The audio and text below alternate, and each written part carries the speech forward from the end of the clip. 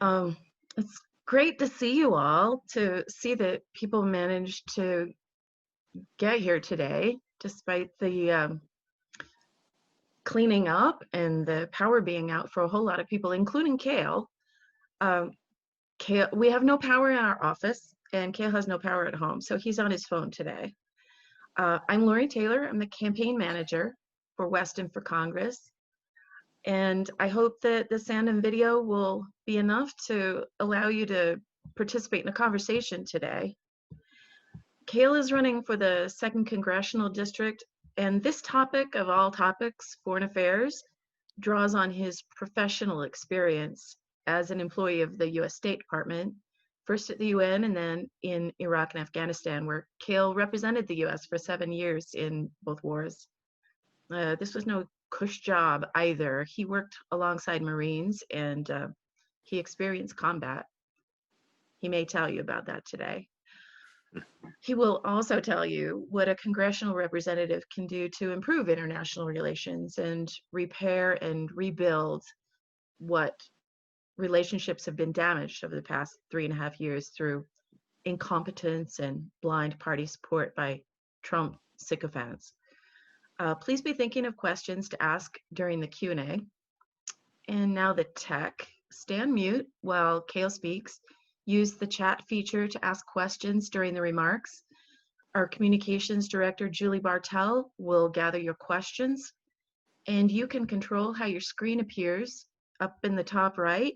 You can either go with the 3x3 grid that gives you the Hollywood Squares experience, or speaker view that gives you an enlarged video of whoever is speaking at the moment.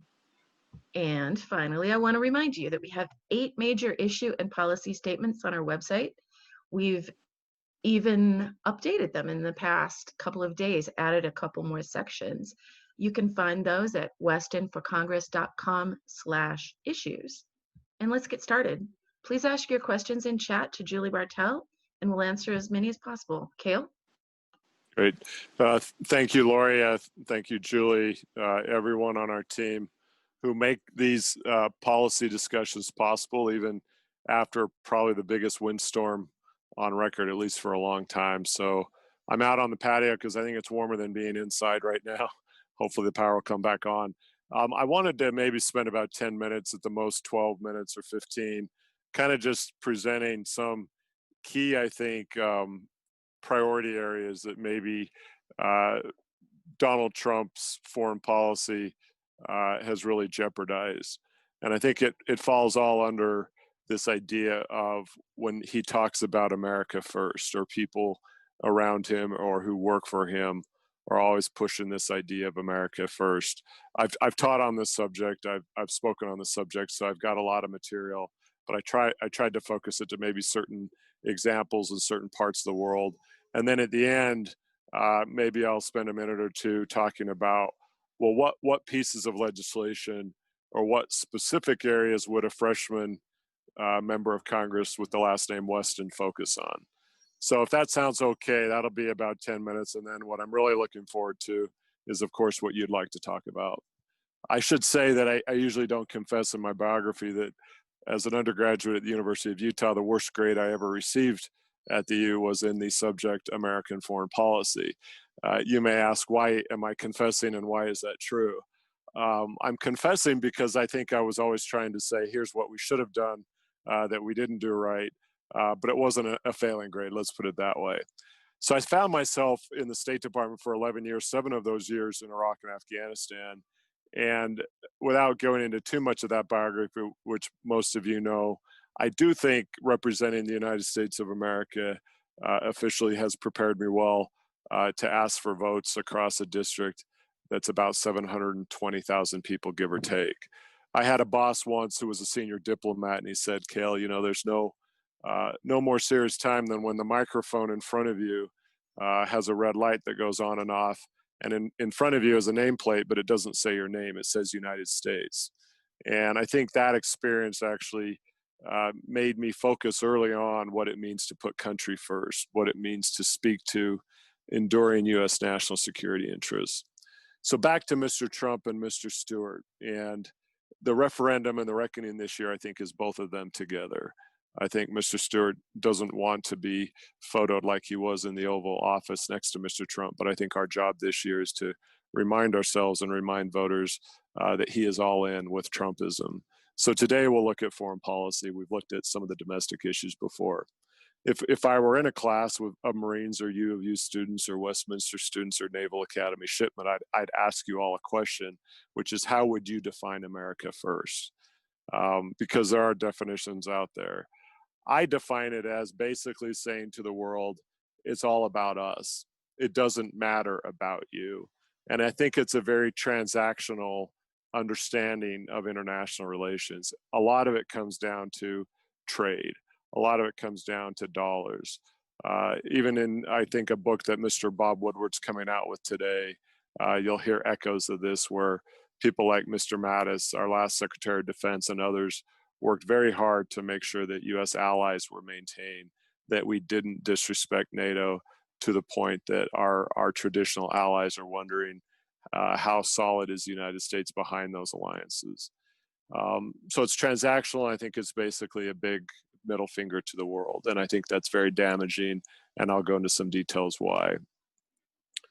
The other question I would ask you, and if you want to jot some notes down, is a simple one, but I think very profound in its own way, which is, the United States is a superpower according to certain definitions: aircraft carriers, Marine Corps, hard power, all of the military might we bring to challenges. But is the world really often looking for an American military effort, or are they looking for something else? And so the question is there a difference between power and influence? Obviously, I have a strong view on that, but I'll break it down to maybe something more relatable than just my time in the UN Security Council with the mic and the red light in front of me, which is, if you look at any organization or your own family, maybe a company, and you were to say, who's the most powerful person in that organization, would that person be the same as if you were to ask who's the most influential? And I think often there is a difference. Who's the most influential person in a campaign? I'm not sure it's always the candidate. I would say at this stage, Lori, take a bow, it's you, because you've got your hands on everything and you're the glue that makes a lot of things work. So when you translate that to international relations, I think what I learned over a decade plus is that I was always focused on how are we influencing people for the positive, not how are we intimidating people. And at this point, I want to read a quote by a mentor of mine and someone I believe is part of the solution going forward, and that is former Secretary of Defense Jim Mattis. And when he was being asked on the Senate, in the Senate committee about his qualifications to be Secretary of Defense, he only had one person vote against him. He talked about these two fundamental powers that the United States has, which is inspire and intimidate. And I'll just read it quickly because I think it's pretty important to let his word stand. America has two fundamental powers, Jim Mattis said. One is the power of intimidation. I was part of it, and America will defend herself and our idea, this experiment that we call America. And that's all it is an experiment in democracy. But the other power, I think, that perhaps we have had less in recent years, the last 20 years maybe, is the power of inspiration. And I think that the power of inspiration of America at times has got to be employed just as strongly. Well, of course, as a former four-star Marine general, you wouldn't necessarily expect Jim Mattis to say something like that. If you were to read my book, a lot of my book is actually focused on the America that can inspire. And there are different chapters we could talk about if you want. But what I think Donald Trump and Chris Stewart have done is they've warped this very powerful part of American influence around the world.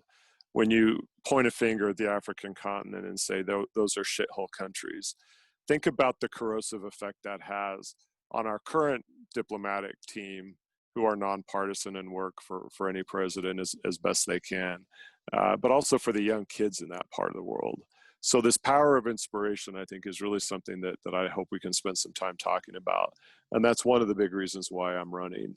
I spent a lot of time around hard power, a lot of Marines with a lot of weapons.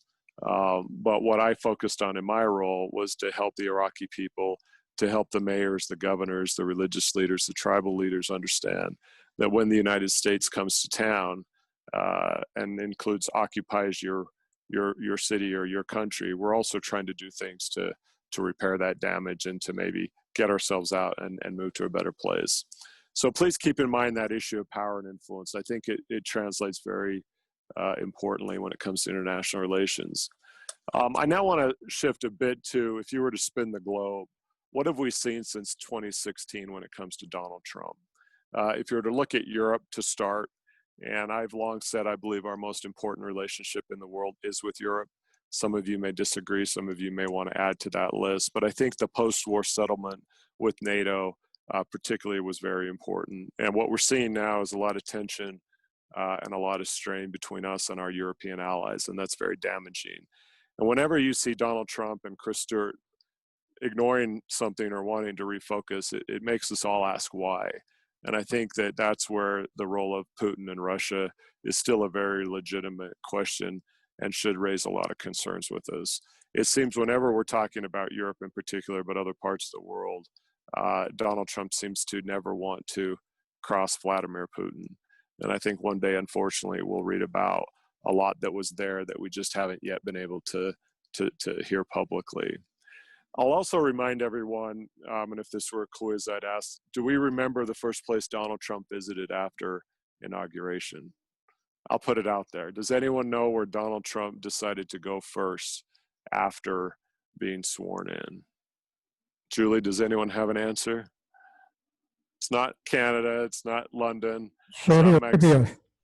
It is Saudi Arabia. Who said Saudi Arabia? I did. I can't see who that is, but I can hear you. Yeah. That's Jim. Oh, great. Well, you win the gold star. We'll get one for next time. But yes, he went to Saudi Arabia. And again, without spending too much time on that, why might Donald Trump get on Air Force One and go to Saudi Arabia first? And if you remember the time, there was a photo from that visit that went viral, which is a lot of the Saudi kingdom big heads were holding their hands over this globe, and people were starting to wonder what was really going on over there at the time. But whenever a president is first sworn in, there's a very important symbolic thing that happens, which is what are the first places someone goes and what are those conversations like. We'll circle back to the Saudis because I think it's important we talk about U.S. values when it comes to Mr. Khashoggi and his murder in the Saudi consulate in Istanbul, and what Donald Trump said after that incident. He didn't talk about values. He talked about basically trade relationships with the Saudis. I was at the Naval Academy at the time teaching a seminar right after Khashoggi had been murdered. And one of the midshipmen came up to me and asked me what I thought. And I said, I never would have imagined that an American president would not talk about American values when it came to an issue like that, but that instead would talk about money. Of course, that's not surprising when it comes to Trump. So let's continue our tour around the world. We could talk about China. I think that clearly with the virus and Trump always talking about it being a China virus, there's a lot of tension between us and China right now. I do believe that the Chinese are looking for more stability in their relationship with us. I've got experience working with Chinese diplomats, quite significant experience. No country is perfect, and I'm not going to say that the Chinese, obviously, under their current system, focus on rights, but I think they're looking for a post-Trump stability. And I actually think a lot of the world is actually looking for the same thing. If you were to ask Putin who he wants to win, I think we'd all agree he wants more disruption. He wants more uncertainty. He wants this churn to continue with Donald Trump in office.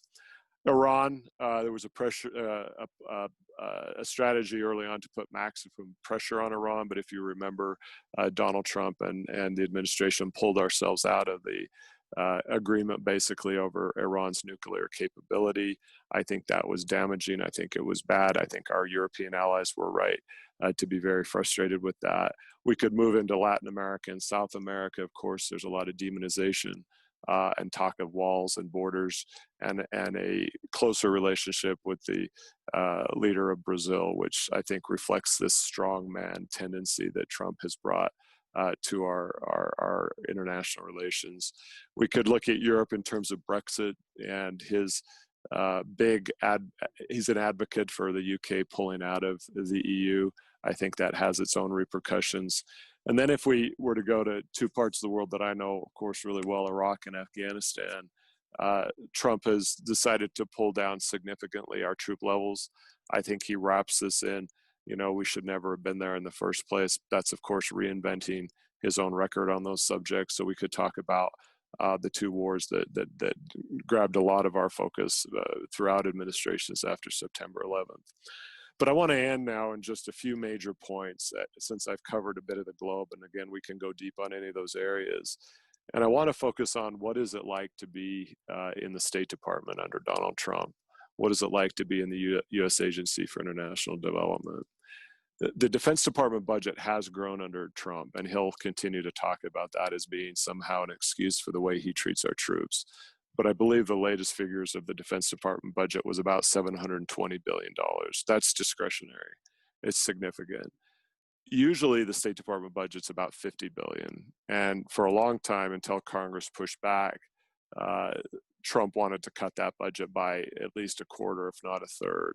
So there's a huge difference in terms of what those priorities are when it comes to where we spend our money. Needless to say, morale inside the State Department is very low right now. It's a very hard time to be representing the United States when you have, I believe, this America First notion, which is all about us, transactional, and a lot of it is about how we don't care about longstanding allies. However, I still believe that my colleagues in government are doing the best they can to represent our interests. One of the reasons why I'm running against Chris Stewart is because of how he treats the professionals in government. He denigrates them, he demeans them, and of course that's all in line with what Donald Trump himself has done. So as the dump truck picks up the trash, I'll speak louder. But let me close with some data. The Pew polls are a very good indicator of how the world sees the United States and how we see the world. So if you're bored on a Wednesday night, go to the Pew polls and just dig into what the data is showing about the sense of America today versus how it was under President Obama or President Bush or any of our prior leaders. So I just pulled out a couple of data points I think that are revealing. In 2016, President Obama had a favorability rating around the world, and they sampled about 14 or 15 countries of 74%. Donald Trump in 2019 was 31%. The general favorability or positive view toward the United States in 2016 was 64%, and by 2019 it was at 53%. And I think even after 2019 into 2020, those numbers will have dropped. So again, why does it matter what the world thinks about us? I think, I have strong views on that. But whenever the United States turns inward and we lose sight of relationships and allies around the world, everyone loses. And we could go back in history in terms of some of these patterns. But I think what Donald Trump has done is turned everything into a business deal, or try to turn everything into a business deal. And I'll highlight an article that just came out today in the New York Times that maybe speaks to more examples of that, where his national security team were trying to refocus him on the longstanding traditions. And as someone who doesn't understand our history, has actually gone in the opposite direction. So that's about my 10 or 15 minutes. I could go on, but hopefully I've given you some areas you'd like to talk about, and I look forward to the questions that you have. And this is really your time to have a conversation, and I look forward to hearing what's on your mind. Well, I'm happy to say that we just got a couple more questions, because for a minute there it looked like every question was going to be about cleaning up after Trump. So let's do some of the cleaning up after Trump, and then I'm telling you that we've got a few other questions that aren't on that theme. So what should the House of Representatives do, or what should a freshman congressman do? Congressional representative, rather. We're working hard at not saying congressman, but congressional representative. Hmm. So what should a freshman do in a new Congress under a new president in response to Russian aggression against U.S. troops? Oh, and I'm glad whoever asked that question, because the silence from Stewart on this and kind of the mostly denials about these bounties is a travesty as far as what seems to be some very serious information that's being conveyed to our leadership. I think one of the first things you do is have a very different kind of conversation with Vladimir Putin. You basically say, this is going to stop, and if it doesn't stop, there will be consequences. And, my time in government taught me, particularly when I was at our mission in New York, that there are different ways of communicating the gravity of conversations. And of course, you usually reserve the hardest messages for the president, whoever that president is. And we're never going to get that with Donald Trump. With a President Biden, I think you would. The other thing you can start to do is talk about, I worked this issue for a while in government, was targeted sanctions. One of the strongest tools we have is to make people who still like to get on a plane and travel to the United States unable to do that anymore. So targeted sanctions, when it comes to some of these punishments, I think can be quite effective for governments that still have people in them that like to shop in New York in springtime. And then finally, I would say that the role of Congress is really where we hold our president in check. And a lot of that can come through what kind of funding and programs do we actually approve. So I know that the Russians are still dependent on a lot of that funding when it comes to some of the areas that we cooperate in.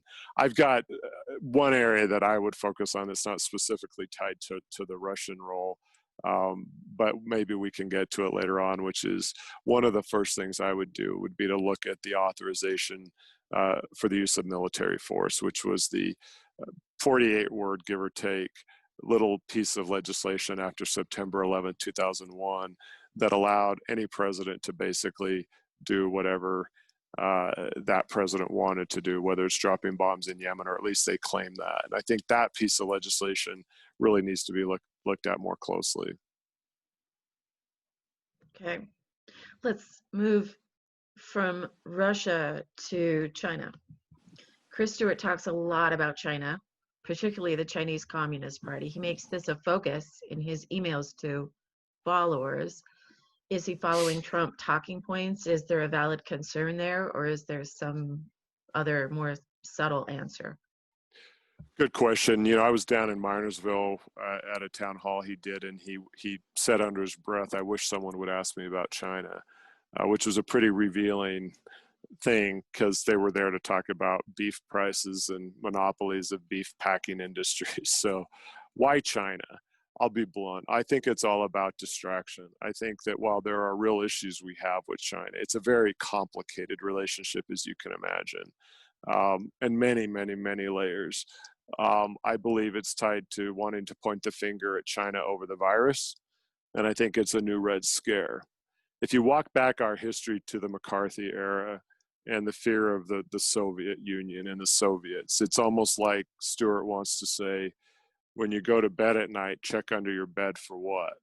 For the Chinese and the socialists, which we could talk about as well. So he's very, I think, retro that way. I think he wants to have us be afraid of a country and a people that has some unfortunate racial dynamics too, because I think what's gone on since Trump's been elected is that our Asian American community has paid the price for some of that scaremongering.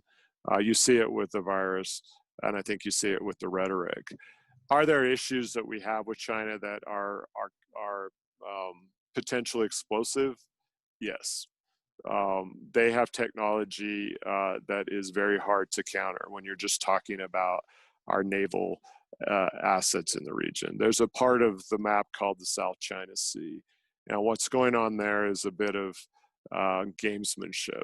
Not yet brinksmanship, but gamesmanship over which country believes it has the right to move its naval assets through there. I'm running to be a member of Congress to be diplomatic. I know some Chinese diplomats from my time in government. I do not believe that they wake up every day thinking about how to cause friction with the United States. I think the current Chinese leader unfortunately, has some very autocratic, he's got an autocratic track record, actually, and he's done some things I think that have fundamentally violated some rights in that country. But overall, I think that the United States and China need to get back to a more stabilized relationship, and that is not as likely to happen under Trump as it would be under Biden. What's missing whenever we talk about China is the Russian dynamic. And I think that's something that is important, because the distraction with China takes us away from some of those Russian dimensions, whether it's interference in our elections, whether it's Ukraine, whether it's Donald Trump seeming to want to destabilize NATO, which would benefit Russia particularly. Okay, I'm going to move through some of the rebuilding questions. Safia asked, when I look at these, I wonder sometimes if the question is, what would it be like if we didn't have to deal with the Donald Trump factor? So I'm going to ask the question, as what would we do post rebuilding, but also I'd like you to consider what the issue is right now. So now and then. Who do you see as the most dangerous adversary to the United States? Russia, Iran, China, North Korea, somebody else? And what would you suggest to President Biden for him to do to deal with that threat? That's a good question. I've said on some of the podcasts I've done, and I think Stuart's trying to copy me, I believe the biggest threat to our country right now is internal. It's the division within. It is exactly what has been going on for most, if not all, of the last 4 years, which is this aggressive division that has been instigated from the very top. So while my job for 11 years was to literally put my back to our country and represent us to a lot of foreigners, and I love that job. There's no greater honor or challenge than representing the United States of America, especially in a time of war. What I'm doing now is I'm looking inward. I'm looking back at our country and realizing all these different conversations and interests and people and voices, and it's very rewarding. But I feel like that antagonism and that division, which has become violent and could become more violent, is the single greatest threat to ourselves, but also our role around the world. Because whenever we're looking inward like that and fighting among ourselves, we're not focused on some of these issues around the world. So you mentioned Iran. I think that we should have stayed in the Iranian deal, and I know Joe Biden and his team believe that, and they would quickly, I think, get us back into that deal and probably look at having more international monitoring go on with what the Iranians might be doing with their nuclear capability.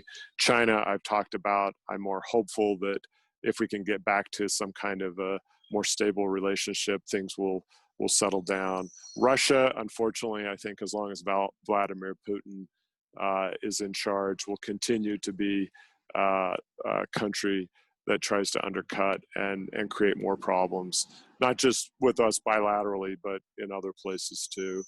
And then I think there's a balance of not only what are we trying to protect against, but what are we for? And I think that gets to the inspirational side of our country. I think I said in a podcast that we're at our best when the dreams of the world are with us. It's been a long time since the dreams of the world have been with us, and I mean all parts of the world. And that's acknowledging decisions we've made in the past that have actually been harmful to certain parts of the world, and I could go through a long list of that. But Stuart likes to talk about how he's in the business of saying what a great country we are. And I'll be honest with you, I believe we are a great country. And unlike Stuart, I've lived that profession for 11 years. And I think he's afraid to debate me because I think I can speak to the greatness of America in a way that he knows from a very, very, very detached and very simplistic point of view. He wants to wrap himself around the flag without talking about what that flag means in terms of people that don't look like me or look like him, or for parts of the world that haven't seen Americans at our best. So I can't wait to have that conversation with him, because I think it's a difference between a very narrow definition of patriotism, a very exclusionary definition of patriotism, and something that you only get by having represented our country officially for 11 years. So Safi, I hope that answered your question, but I think our biggest threat is internal. So let's follow that thread of the dreams of the world. Tanya made a comment and then asked a question, and I'm going to read it all. It's a little bit long, but I think it's worth it. Having lived abroad for a good portion of my youth, she says, and even a year or two as an adult, I know it's our ideals as a country that had, until now, gained us respect and love in other countries. And while they often disagreed with our leader, they loved us as a people. But I'm not sure they feel that way anymore. And that's the real tragedy of all that Trump has done. And then the question follows. Much of our image abroad is due not only to our pop culture and media, but to international students coming here to further their education and then returning home or just writing letters home to talk about all of the good things that they've come to admire about our country. Trump has tried to cut off most kinds of immigration, including clamping down on student visas. And I know that you studied abroad as well, so you experienced this from another country, bringing that information back to the US. What would you recommend in terms of furthering educational interaction between the US and other countries? Great question and great context, and Tanya, thank you for asking it, because I always say to my students, if you really want to know yourself and know your country, move far, far away for as long as you can. And you'll have a whole education in its own way that won't come from anything other than just geography. And they usually come back and say, you were right. I think that one of the saddest parts about the last 4 years is the drop in people who actually want to be in the United States. Tourism is down, and I'm not just talking because of COVID. We can also tie it to just people choosing to study in other countries. And unfortunately, I think it's this effect of us versus them. If you denigrate, parts of the world and say that walls should be built, you're sending a very direct signal to all parts of the world, which is the United States is not a welcoming place. And that guts me. It guts me as someone who spent a lot of time trying to nominate young Afghans to go to the United States to study. And I did. They were part of the International Visitor Program. Before COVID hit, I used to host dinner parties with some of the Utah Council for Citizen Diplomacy groups. And we would have people from all over the world sit around a dinner table and talk about issues over John Zacchio's pizza. But how do we go forward? How do we repair the work? One, we make sure programs like the Fulbright program are sufficiently funded. We expand on those programs. The Peace Corps has had to move some of our, I think all of our people back because of COVID. We need to find more ways to get more of our young people overseas, and then to increase the opportunities here. And one of the only success stories recently is the universities fought back very hard when the administration tried to restrict the ability for some students internationally to remain on campus. And they pulled that decision back because I think a lot of the universities stood firm and said, you can't, point at these people and say they automatically need to go home. There's the visa programs that we could look at. I used to work some of those in the State Department. I think there's a way to increase those visas. But honestly, what I think the biggest improvement's going to be is when we have a president and vice president who can speak to the world and say, that chapter is closed. We're back. We're back to a country that's more about bridges and not about walls. We're a country that listens and doesn't lecture. We're not a country of America first. We're a country of understanding how important it is to have friends and allies around the world. That's when I think things will start to improve. But I think about a lot of what you just raised because I still get emails from a lot of people around the world asking me, is this going to be a new chapter starting in January? And I say, we're working our hardest to make it that way. Thinking about that new chapter, Peg asked specifically what it will take to rebuild the State Department post-Trump, to get people to want to build a career there again. Well, honestly, Peg, thanks. Good question. I think there's a lot of people waiting. I follow pretty closely the number of people that are either taking or signing up to take the Foreign Services exam, and that trend has gone in the wrong direction. But I also know the retirees are up, so there's going to be this gap that we need to close. And I get a lot of questions from Marines and soldiers, but also civilian students that I've taught. And when I was co-teaching up at the U or at Westminster, I would spend a lot of time talking to the students about what is a career in the State Department or the U.S. Agency for International Development mean. I actually think that if we can get through this election and get Donald Trump and Chris Stewart out, you're going to have a lot of people that are going to actually want to join. And what I would do is I would follow, honestly, what Elizabeth Warren has put forward. If you want to look at, I believe, the best plan to reinvigorate and to support the State Department, Elizabeth Warren came out with it when she was seeking the nomination. And I often point people to it because you can tell she's got a lot of pros who understand the State Department, who had worked with her, that really put together a very good plan. Part of it's going to be money. You're going to have to reprogram more money. But more importantly, you're going to have a president and White House that speaks to the value of diplomacy, that speaks to the value of building relationships diplomatically around the world. But I think that we can course correct pretty quickly with the right leadership. Good.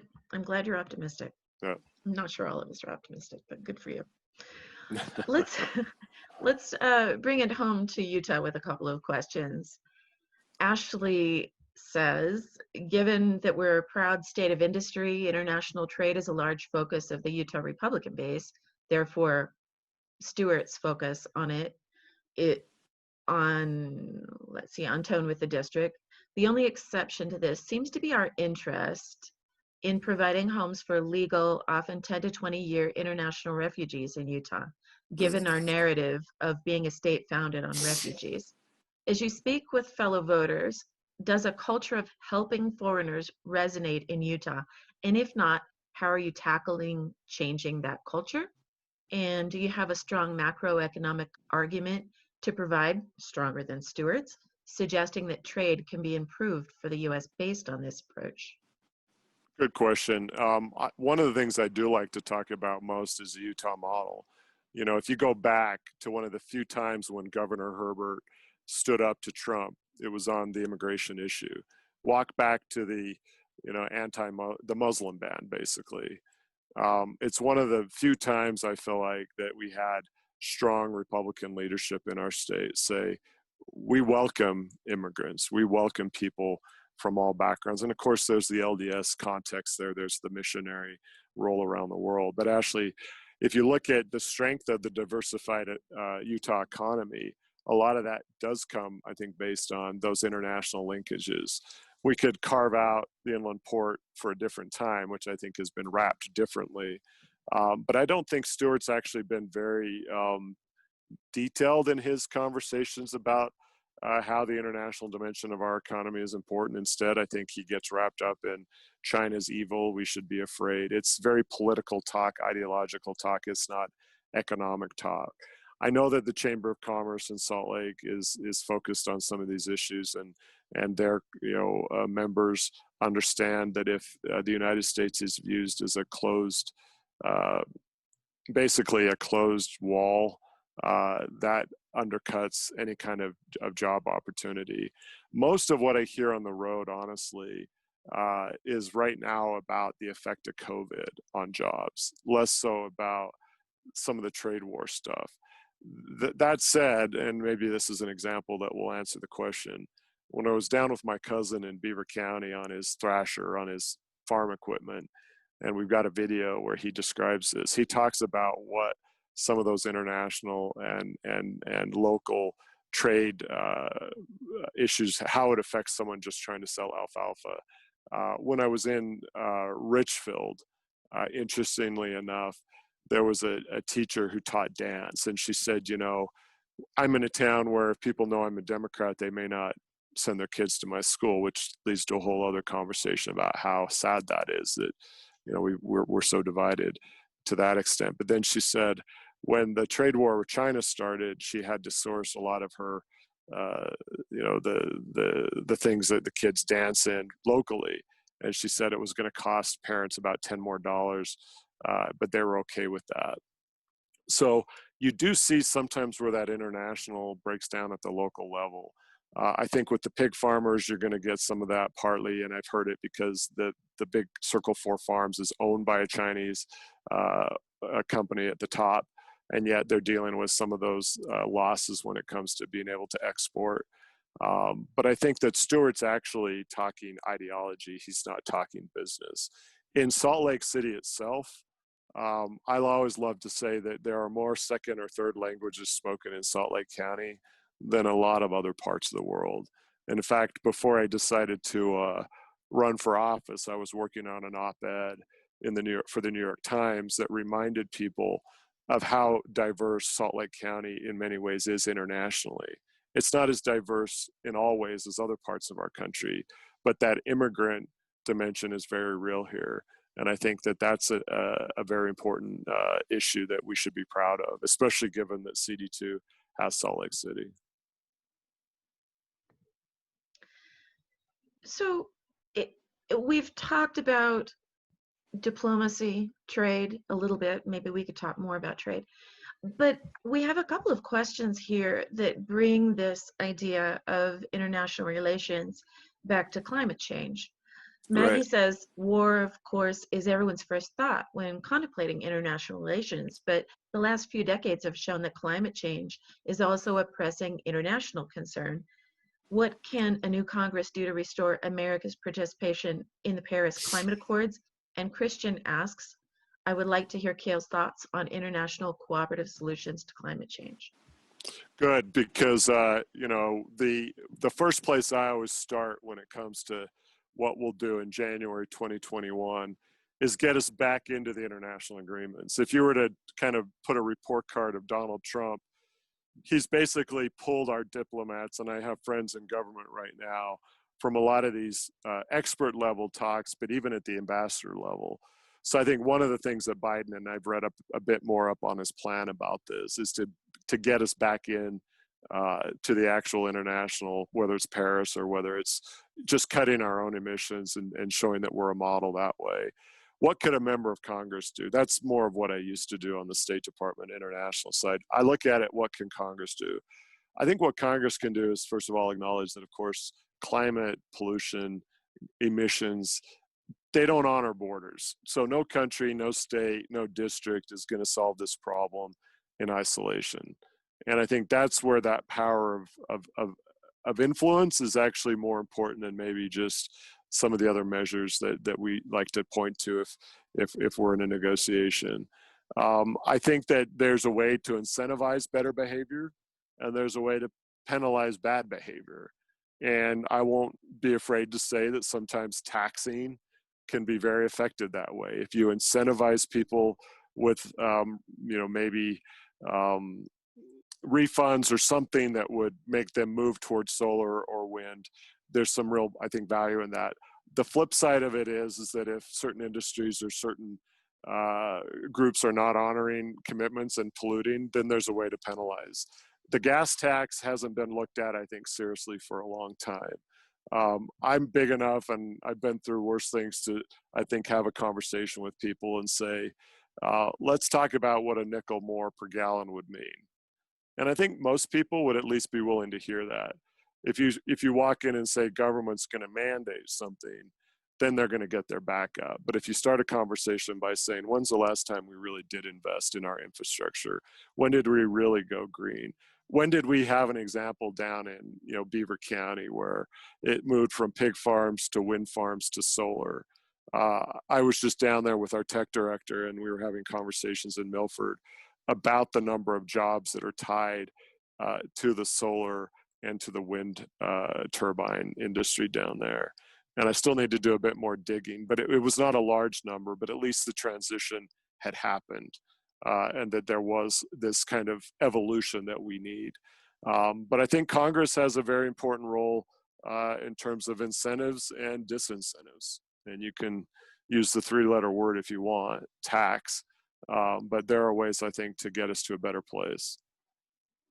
what Stewart's going to want to do, and we should acknowledge this, is they have their marching orders. They're trying to say that, every Democrat running is a socialist, and every Democrat running, reads whatever emails AOC sends him or her every night at midnight.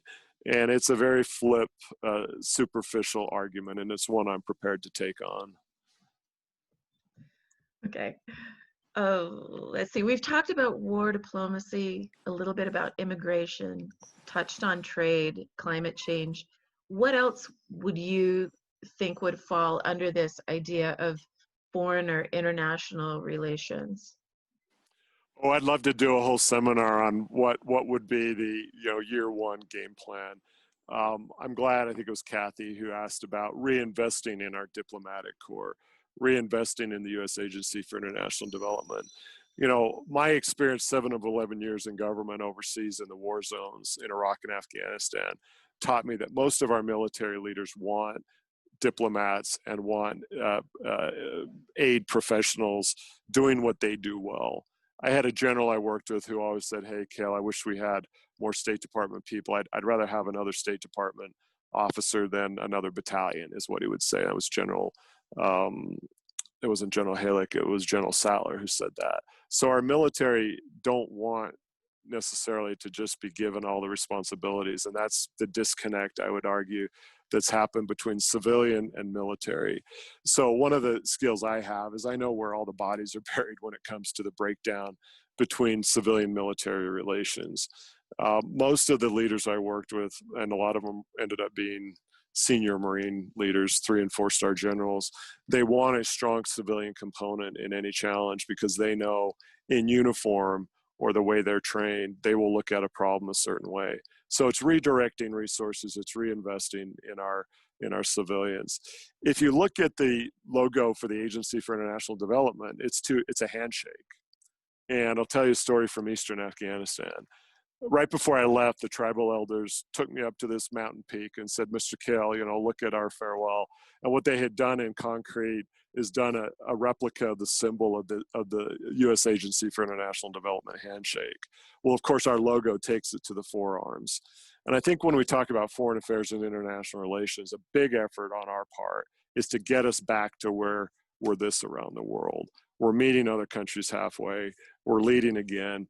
And they want to follow us. I would probably take a hard look at the Defense Department budget and say, you know what? That's discretionary, and guess what? I don't think we need to go from $720 billion to $740 billion to $780 billion. Take some hard looks at where we could cut and reduce some of those expenditures. And I know a lot of my military friends, including those who are quite senior, know there's a huge amount of fat in the Pentagon budget that could be cut. I think I talked about the AUMF. I think that would be one of the first things, which is to look again at this piece of legislation that hasn't been looked at hard since just after September 11, 2001. I think I would work hard on getting some of those exchange programs better funded. The best ambassadors we have around the world are actually the young people who maybe read our literature, we travel there, they have conversations with us, and then when we're not in the room, they say, hey, the Americans don't always get it right, but they're part of the solution. I think there's some issues we could look at in terms of closer to home. I feel like, the antagonism with the border wars needs to be repaired right away. I hate that, you look to our neighbors to the south, and this administration has said, if you're brown, you're the other. If you're from Honduras, you're a threat. A lot of that's got to happen, I think, from just the right messaging at the top. And then in terms of legislation, I think Congress could come in and provide real oversight to the executive branch. We haven't been able to do that because the Senate, of course, is still controlled by Mitch McConnell. But if we can get to 50, if not 51, this election, I think a lot of the oversight would get back to what it needs to be. I could add, I'm a big believer in NASA. I've said it before, but I believe that space and the dreams of the world extend to the starry, starry skies. And we'll have a message out soon where we talk about what is so special about CD2 when it comes to the night skies. And that leads me to tell you a story I may have said before, but when my dad was in Vietnam in '69, I wasn't born yet, but the astronauts were landing on the moon, and what did they put on the lunar surface? A flag that said at the bottom with the plaque, "We come in peace for mankind." Well, Vietnam was going on 140,000 or so miles below. When Neil Armstrong passed away, the only email I got mourning his death was from a young Afghan doctor, actually. And it's in my book, and I won't read it. But what he basically said is that what Neil Armstrong and the astronauts showed is that nothing is impossible. And I wrote a piece in the Salt Lake Tribune with John Zacchio where we reminded people that our government was wise enough after the Apollo mission to send those astronauts all around the world. And what they did is they said it's about all of us.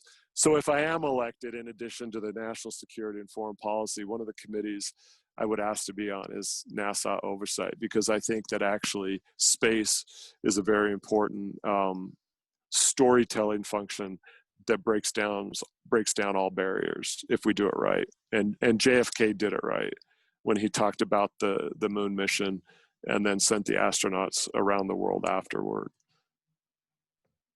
It's interesting. I've heard you talk about wanting to be on NASA, but I haven't thought of it as a Kael diplomatic mission.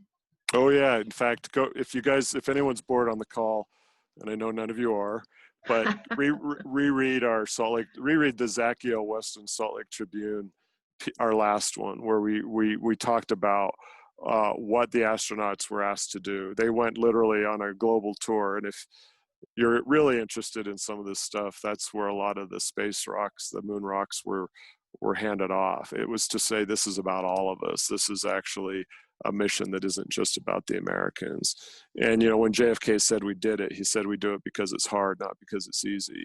And I think that when you look at the frictions with the Chinese or with other parts of the world, scientists and engineers often remind us that you can get a lot done when you put them in a room together, because it doesn't matter what your accent is. It doesn't matter where you were born. We're working toward a common solution. And I think Carl Sagan, of course, reminded us at the end of the day that if we don't take care of this planet, and this gets to the climate control, a climate change issue, we're going to find ourselves out of a habitable planet before we know it. We have another big question. I think it's good to, as we sort of come to the end of our hour, to ask a few big questions. Peg says, will countries trust us again, given how quickly Trump reversed, dismantled, and derided long-standing agreements and alliances? I'm thinking we used to be considered a stable entity, for better or worse, and other leaders pretty much knew what to expect from us. Now, a single election can presumably flip all of our arrangements, treaties, understanding. She said you were sort of addressing it, but she wanted you to continue, and somebody else seconded that and said, if Trump is defeated, will other countries trust us again? Trust is hard to get. It takes a lot of time and a lot of work, and it's easy to lose. So I'll be very blunt. This is going to take a lot of major repair work, and it is one of the skills I bring, having represented our country. But if you start with listening and acknowledging, that's a first step. But no, I don't think it's going to be Joe Biden or Kamala Harris that fix this. I think what's going to fix it is that we probably start to look at how much power the president has when it comes to international affairs and foreign policy, and probably put laws forward that maybe limit that. There's some constitutional things that are there, but I think with a weak, compliant legislative branch, especially with Congress of late, particularly when the Democrats weren't in control of the House, there's some things you can do legislatively. But I think it's also tone and rhetoric. I think that matters. I think Americans, once we're able to get out and about, showing that we're not the ugly, egocentric, self-absorbed Americans that Donald Trump personifies every day of the week, will help. But it's not going to be easy, because trust is the hardest thing to get and the easiest thing to lose. But I'll end with a shout out to my colleagues, former colleagues, who are all still in government, whether USAID or State Department or even friends in the Pentagon. we have a bench of people who are true professionals, and they're still in government working hard. What we need to give them is political leadership to motivate them to get back to the repair work, to get back to the storytelling that we can do, which is, hey, America is still a place of opportunity. It doesn't feel like it right now. It sure hasn't been that way for the last 4 years. But we welcome you. We're not a country of walls. We're a country of bridges. And I think that bench of people, which is quite significant, have been doing some work despite Donald Trump that will pay dividends, because we don't often hear about them. And I'll tell a story that I've said on a podcast before. And this friend is an ambassador ranked friend of mine. He's in the Foreign Service. And he said, you know, way back when Ebola hit, he told me some stories. And when Ebola hit, he was our ambassador in Guinea. And rather than stay behind the embassy compound and read reports or send out the political officers to go talk to the tribal leaders, he went out himself. And what he showed at that time was that the American ambassador in Guinea was going to be part of the solution by going out to the people. He didn't walk right into the hottest zones with Ebola, but he came fairly close. The second thing is, when the president of the country flew to the United States, he made sure that that president was welcomed the way any president would be welcomed. So those hardworking professionals in our government, if you're listening or one day you're watching this on video, I haven't forgotten what you've taught me. I learned more representing our country that has prepared me well for this job than anything I ever learned, you know, reading books on my own or in a class. And it's to take nothing away from books. I'm a writer, but I learned a lot by having to speak for our country off script. But I want to leave us all maybe with a more hopeful conclusion. Despite Donald Trump, despite Chris Stewart, despite the arrogance and ignorance and just meanness that has pervaded our affairs, both domestically and overseas, I believe that a majority of the world is still rooting for us. Whether they would root for us if Donald Trump is reelected and we try and persevere through another 4 years is something else. But right now, I believe we have a majority of the world rooting for us to get back to the United States that led by example, back to a country that didn't alienate our allies, that knew we needed friends, that knew that educational exchange programs were worth investing in. So I'm hopeful that if on November 3rd we start that course correction, you'll see that the repair work can truly begin. If we don't start that on November 3rd and in January, the damage will be very hard to repair, I think. Thanks, Kael. Hi, everyone. I'm Julie Bartel. I'm the Communications Director for Weston for Congress, and I just wanted to thank you for joining us today. I'm sorry if we didn't get to all of your questions. We're going to try and pick those up later. At next week's Policy Lunch, Kael will be talking about civil rights and social justice. Human rights, dignity, and equality are values that demand vigilance and are worth fighting for. This campaign believes that Black Lives Matter, that the Fairness for All Act that Chris Stewart has put together is anything but, that immigration reform is long past due. We need to talk about the horrific atrocities that are happening at our borders and about the police and about dreamers. Equality under the law is the goal, regardless of race, gender identity, sexual orientation, disability, age, political affiliation, or religion. Kael and the team welcome all of you to bring your questions next week. We hope to see you here. You can register through the link that you'll receive after this event.